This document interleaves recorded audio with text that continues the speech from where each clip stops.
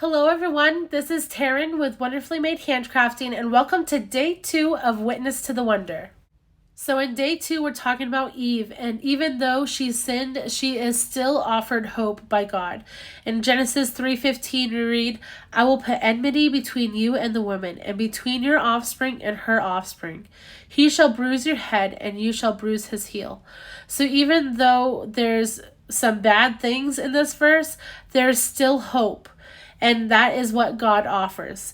We also have a quote from Elizabeth George in day 2, and she wrote, "Lack of hope can never negate God's goodness." And in Psalms 105, it reads, "For the Lord is good, his steadfast love endures forever, and his faithfulness to all generations." Judy writes, "Eve witnessed the wonder of a promised Savior, and God, in his goodness and grace, gave her hope." So I really wanted to use that quote by Elizabeth George, so I sent some of that pattern paper through my typewriter, and now I'm just tearing it to give it a fun edge. Now I do decide to use this blue snowflake pattern paper.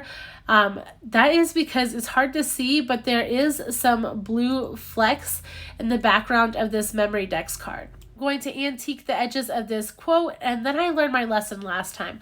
I'm definitely going to add my punch holes in now before it gets any chunkier. Those 2 layers of paper even are a little difficult for the punch. So if you're doing a memory decks card with this punch, make sure you get that done first. I also have some mirrored stars that I'm grabbing to put on top of the tree. And I did grab some ledger paper from the 1850s. That's what I layered behind that quote piece. And I like the look that it gives. It helps kind of make that quote not get as lost because you're making a tiny little cluster. I also had this blue twine, so that matched perfectly, so I made a little tiny bow that I'll eventually glue down. But before I do that, I grab my glitter. Now, I usually don't use glitter, and now I know why Tim Holtz says it's an outdoor activity. My desk was covered. I thought I was doing good, but no, it went everywhere. But I do have this fun little glitter duster from Stampers Anonymous, I believe, and it helps a lot. I would have done my anti-static tool had I thought beforehand, because I was brushing glitter off this card for forever. So yeah, make sure you use your anti-static tools if you're going to be using glitter. But yes, that glitter duster does an amazing job on making sure you get even coverage and you're not wasting your glitter. But I couldn't go too far on these memory decks cards without using the stencil again. I wanted to add a little bit more texture to this background, and this was the perfect thing. I just used my matte texture paste, didn't add any color to it, and I really like the soft look that it gives. So I'm going to finish up the front side of this card before I move to the back. And so I lay down this old ledger paper, and then I decide I really want that quote piece propped up a little bit. So I grab my foam tape, doesn't take much foam tape at all, and I'm going to lay that down, and then under that I'm going to put that little bow. Now I could have used Fabri-Tac glue to glue this bow down, but I decided just to use my regular Barely Arts Precision Glue. It actually does a really good job. I do decide to make sure I have a good amount of glue laid down first, and then I'm going to hold it for a little bit to make sure that it's good and secure. While I'm holding it though, I am dusting off a couple pieces of glitter that I find, so that is basically what I do throughout the whole video. But now the front side is done, so I will just wait a couple minutes to make sure that glue underneath the glitter is all dried. But I am working on this flashcard that says goodness. I was going to put both flashcards on, but I decided I was just going to go with the goodness one. And I dog ear it like normal. And then I'm putting a little bit of that ledger paper that I used on the front side on it.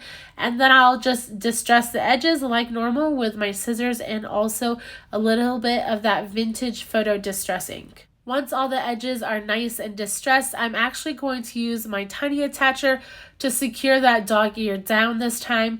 And then I'm going to move over to the memory decks card. This is the back side of the card. I did cover it with some of that snowflake paper that I used in the front, and I am going around and distressing it a little bit. The lines on the edge were a little more harsh than I wanted to, and so my little trick for that is to bring the color a little bit more in and make it a little bit more grungy, and that usually works fairly well. So this ticket came from one of the printables. I cut a bunch of them out because, as you probably know, I love the antique look of tickets. And I also had this velvet trim from Hobby Lobby. They do sell it in 2 different widths. I decided to get the largest one because I can always cut it down to whatever width I need. And I am using a little bit of Fabri-Tac glue to make some natural folds in it. And by natural, I mean it's just folded kind of awkwardly, I guess. I don't have it folded in a straight line, and that's the look that I was going for with this tag. I am also grabbing a needle and thread, and I'm going to sew little X's in it like it is holding those folds together, but obviously I use the Fabri-Tac glue to make it a little bit easier to hold it together. Sewing is such a fun detail to add to your paper crafting. I really like the look that it can give, and there's so many different stitches you can do. I really prefer to do this little X mark because it's super simple and doesn't take much time, but there are some other really cool things you can do. I will probably do some more sewing in these memory decks cards, so stay tuned for that. Once I have everything laid down about where I want it, I decide I'm going to cut a little bit more of that trim off just because it was kind of encroaching on that Bible reference. And I also want to grunge up and distress the edges of this ticket a little bit more. That way it's not so flat on the page. But once I laid down this ticket, I realized that this is missing something. I don't know what it is, but it feels like it's missing something. So I grabbed some hymn book paper, just one that I had laying around. I always save all my scraps, so it's really easy to find little pieces. And I'm going to add a little bit of that ink on it, and then I'm going to tuck it behind the ticket, and that will add a little something extra. I think it does pull the back of this card together more. I'll start layering everything else, but it still feels like it's missing something. So I actually decide to get off camera, and I decide it's just going to be done. But you know me, I can't live like that. So I ended up grabbing a little safety pin, threading that through the flash card. And I also added a little bit of Nuvo drops, and off camera completely, I did add one of those numbers so I could remember that it is day 2. So you'll see that in the photos. If you've enjoyed this video, please like and subscribe to my channel. You can go ahead and follow me over on Instagram at Wonderfully Made Handcrafting. I will link everything I use down below, and if you missed day 1's video, I'll link that next. I hope you have a wonderful day. Bye.